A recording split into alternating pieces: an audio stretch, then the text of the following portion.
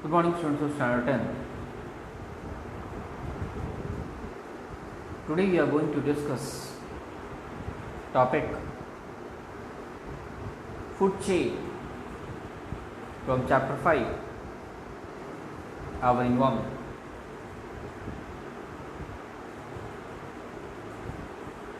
Food chain. It is a process in which energy is transferred from one organism to another in unidirection. So students, food chain actually is the process in which energy is transferred from one organism to the another in single direction, that is in unidirection. So students, if you concentrate on this picture, you will be able to notice that the solar radiation, which is actually a form of energy, is passing from the autotrophs to the herbivorous organisms and finally to the omnivorous organisms. So students, this flow of energy from one living organism to the another living organism is called as food chain.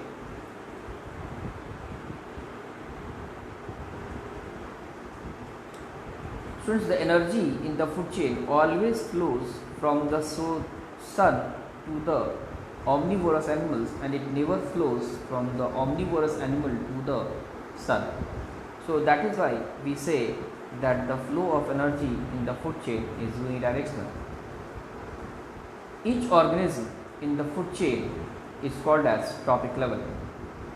So students, each organism which are placed there in the food chain or are present in the food chain is called as trophic level.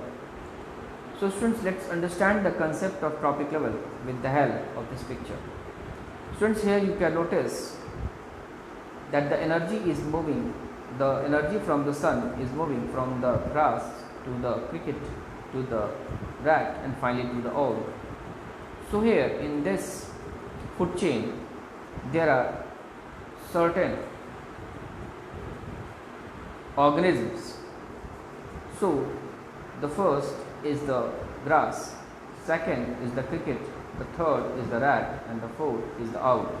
So students, here the grass will be called as the first trophic level. In the same way students, the cricket will be called as the second trophic level.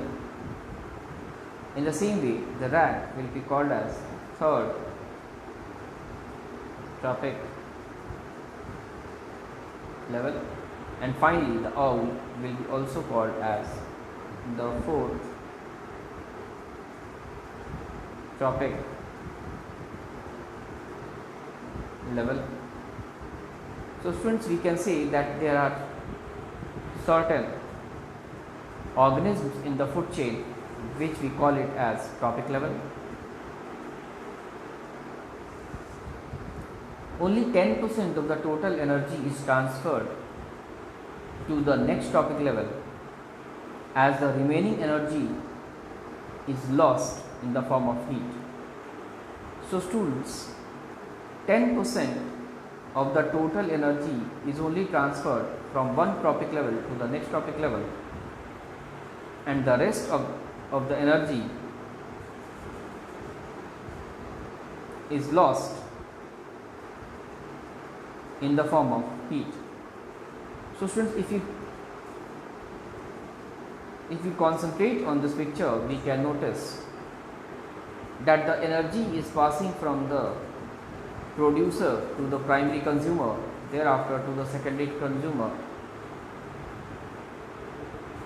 followed by the tertiary consumer, and finally to the predator, that is the owl. So students, the process in which the energy is passing from this all first tropic level, the second tropic level, the third and the fourth. So at each tropic level there is a loss of 10% of the total energy only from one tropic level to the another tropic level. The rest 90% of the energy escapes in the atmosphere in the form of heat. So students, this rule is called as 10% rule or 10% law. The energy available at the last tropic level is very low. So students, it is another most important feature of the food chain, and that is the number of tropic level in the food chain is low because the energy available at the last tropic level is very low. So students, if we concentrate here in this picture, then we can notice the producer is having huge amount of energy which goes on declining from the producer to the primary consumer, and from primary consumer to the secondary consumer, and finally it decreases in the tertiary level, tertiary consumer level, and it becomes so low that the organisms of the tertiary level, tertiary consumer, finds it difficult to survive because of the lower availability of the energy. So students, we can say that in the food chain, the energy available at the tropic level goes on declining.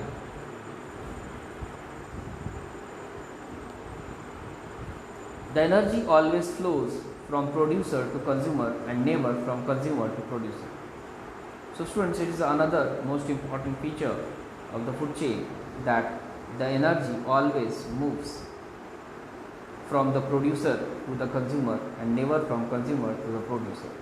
So students, here the producer are the plants.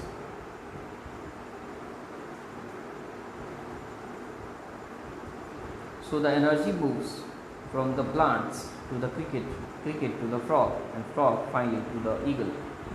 So energy is always moving from the plant to the eagle, that is to the tertiary consumer, and never from tertiary consumer to the plant.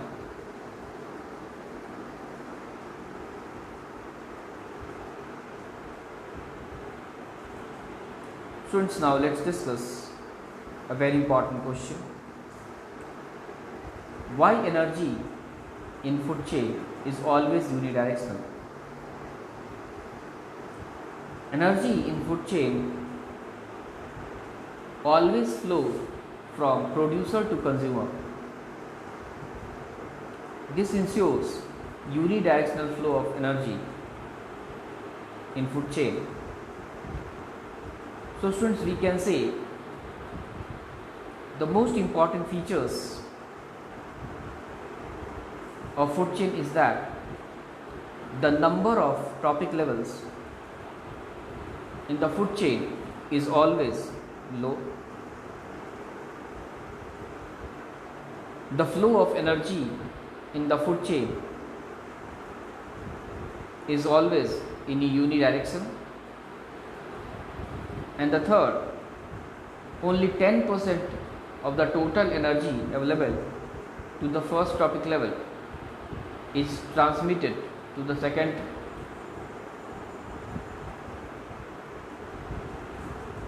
tertiary level, and the rest of the 90% of the energy is lost in the form of heat.